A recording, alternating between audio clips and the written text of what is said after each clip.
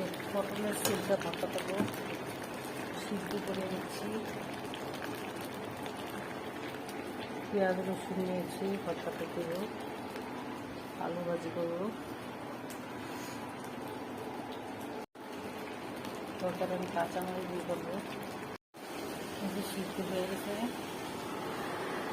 এখন আমি পেঁয়াজ রসুন কাঁচামরিচ ধনিয়া পাতা একসঙ্গে ভাজে নিব, তেলে নিব, শুকনো করে তেলে নিব, খেতে ভালো লাগে, ভর্তাটাও নষ্ট হয় না এভাবে করলে।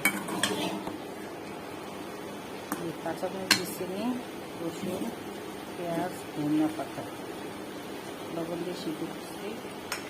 এখন চাইলে একটু পোড়া পোড়া করে দিব, ভেজে নিব পাটায়। পেঁয়াজ কাঁচামরিচ রসুন ভেজে নিচ্ছি। এখানে একটু আদা রসুন জিরা হলুদ মরিচ লবণ জিরা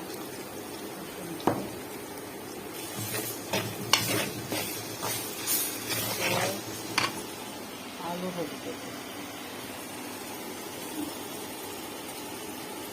একটু কষায় আলুটা দিয়ে দেব।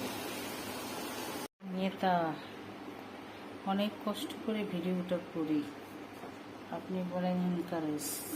দেখেন সেন্সিটিভ, জানি না আমি এভাবে পারি তাই এতভাবে করছি।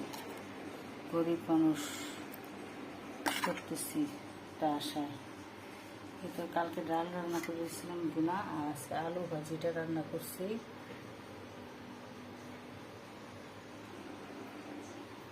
যে আদা রসুন জিরা হলুদ মরিচ দিয়া তেল কাঁচামরিচ, আর এই যে আমার সিল্কাটা তেলে ভর্তা করছি পাটায়, দেখাই নেই। আমি অনেক কাজে ব্যস্ত ছিলাম, অনেকগুলো কাজ করছি, কাপড় ধোয়া, অনেক ঘরে পরিষ্কার করছি, ভাত। এখন আমি ভর্তা দিয়ে ভাত খাবো। ভর্তা আমার অনেক প্রিয়। ভর্তা দিয়ে ভাত খাবো।